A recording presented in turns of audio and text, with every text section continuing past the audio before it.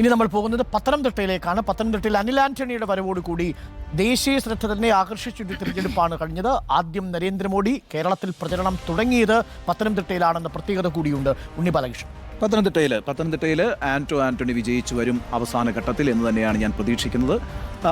ആന്റണിക്കെതിരായിട്ടൊരു incumbency ഫാക്ടറുണ്ട്. പക്ഷേ 40% Christian വോട്ടുള്ളൊരു മണ്ഡലമാണത്.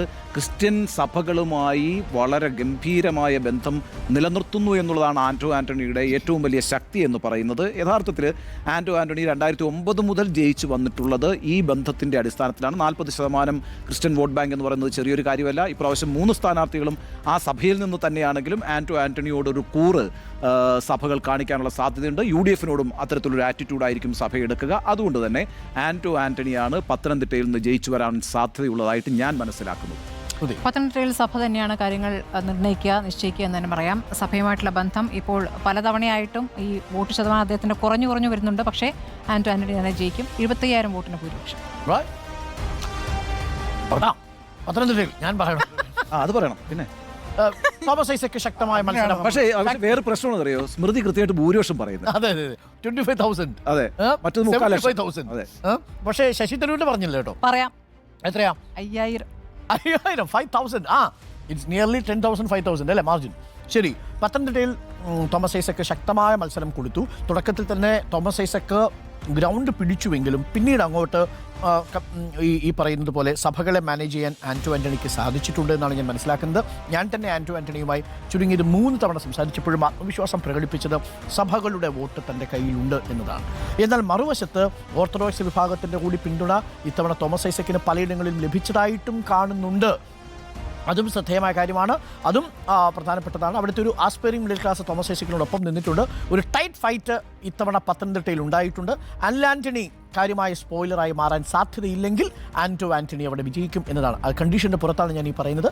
Antony അവിടെ വിജയിക്കും. പക്ഷേ അനിൽ ആന്റണി സഭാ വോട്ടുകൾ ഏതെങ്കിലും തരത്തിൽ ക്യാൻവാസ് ചെയ്തിട്ടുണ്ടെങ്കിൽ അത് ആന്റണിക്ക് ദോഷമായി തീരുകയും ചെയ്യും. അങ്ങനെ വരുന്ന പക്ഷം തോമസ് ഐസക്കിന് സാധ്യത കണ്ടെത്താൻ സാധിക്കും. പക്ഷേ എൻ്റെ ഫൈനൽ ടേക്ക് അഡ്വാൻറ്റേജ് തിരിച്ചാകില്ല. ആന്റണി ഒരു സ്പോയിലറായിട്ട് വരികയാണെങ്കിൽ അത് തോമസ് ഐസക്കിനെ അഫക്റ്റ് ചെയ്യില്ല.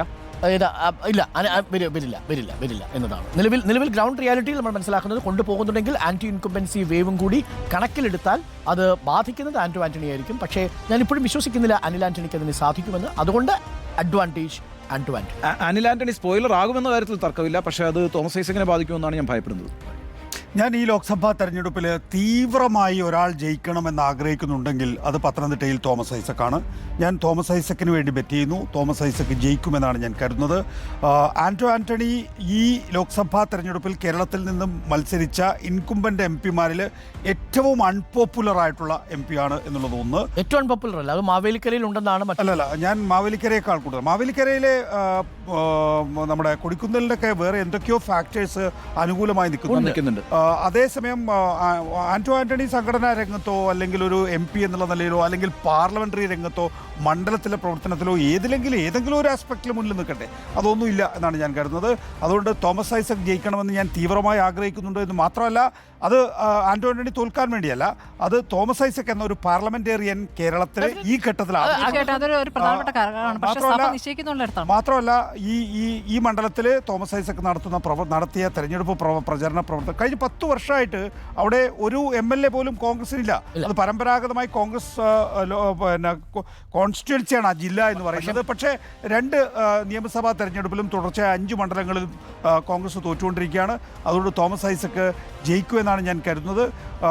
ഇനി അനിൽ ആന്റണിയുടെ കാര്യം, അനിൽ ആന്റണി ഒരു നല്ല സ്ഥാനാർത്ഥിയായിരുന്നില്ല. അനിൽ ആന്റണിക്ക് ഇപ്പോഴും അദ്ദേഹം ജയിക്കുമെന്നുള്ള വിശ്വാസക്കാരനാണ്. ഞാൻ വിശ്വസിക്കുന്നില്ല എന്ന് മാത്രമല്ല, വലിയ നിലയിലൊന്നും ക്രിസ്ത്യൻ വോട്ടുകൾ പിടിക്കാൻ കഴിയില്ല. ഇനി അഥവാ പിടിച്ചാൽ തന്നെ അത് ആന്റണിയുടെ വോട്ടുകളാണ് പിടിക്കുക. അതുകൊണ്ട് തോമസ് ഐസക്കിനെയാണ് ഞാൻ അനുകൂലിക്കുന്നത്. ഞാൻ തോമസ് ഐസക്കിനെയാണ് സപ്പോർട്ട് ചെയ്യുന്നത്. കാരണം തോമസ് ഐസക് സപ്പോർട്ട് ചെയ്തല്ല, തോമസ് ഐസക് ജയിക്കുമെന്ന് തന്നെയാണ് ഞാൻ പ്രതീക്ഷിക്കുന്നത്. കാരണം ഈ നേരത്തെ അരുൺ പറഞ്ഞത് കറക്റ്റാണ്. കാരണം എന്ന് പറയുന്നത് ഈ അനിൽ ആന്റണി പിടിക്കുന്ന സഭാ വോട്ടുകൾ അത് ബാധിക്കാൻ പോകുന്നത് ആന്റണിക്കാണ്. അങ്ങനെ ബാധിച്ചിട്ടുണ്ടെങ്കിൽ അത് ചെറിയ വോട്ട് പിടിച്ചാൽ തന്നെ അത് ബാധിക്കും. കാരണം ഇൻക്യുബൻസി ഭയങ്കരമായിട്ട് ആന്റണിക്ക് ഉള്ളതുകൊണ്ട് ചെറിയ വോട്ടുകൾ പിടിച്ചാൽ തന്നെ ബാധിക്കും എന്നുള്ളത് കൊണ്ട് കൂടിയാണ്. പിന്നെ നല്ല രീതിയിലുള്ള പ്രവർത്തനമാണ് അവിടെ തോമസ് ഐസക് നടത്തിയിട്ടുള്ളത്. അതുകൊണ്ട് തോമസ് ഐസക് ജയിക്കുമെന്നാണ്. ആന്റോ ആന്റണി. ആന്റോ ആന്റണിയാണ് ടീം, തോമസ് ഐസക് അല്ല. തോമസ് ഐസക് അല്ല. ഓക്കെ, സോ നമ്മൾ പത്തനംതിട്ടയും കഴിഞ്ഞിരിക്കുന്നു. പത്തനംതിട്ടയിൽ തോമസ് ഐസക് വിജയിക്കുമെന്ന് ഒരാൾ പറയുന്നു, ബാക്കി 5 പേരും ആന്റോ ആന്റണിക്ക് ബെറ്റ് ചെയ്യുന്നു. അല്ല, രണ്ടുപേരും. അല്ല, ആന്റോ അഗസ്റ്റിൻ പറയുന്നത് തോമസ് ഐസക്കാണ്. തോമസ് ഐസക് എന്ന് നികേഷ് കുമാറും ആന്റോ അഗസ്റ്റിനും പറയുന്നു. അഡ്വാൻറ്റേജ് ആന്റോ ആന്റണിക്കെന്ന് ബാക്കി 4 പേർ. അതെ അതെ, അഡ്വാൻറ്റേജ് ജയിക്കും എന്നുള്ളതാണ്. പക്ഷേ എനിക്കൊരു കണ്ടീഷൻ ഉണ്ട്, ആ കണ്ടീഷൻ ഞാൻ പറഞ്ഞു. ഒരു ടൈറ്റ് ഫൈറ്റ് ആണ് ഞാൻ പ്രിഡിക്റ്റ് ചെയ്യുന്നത്.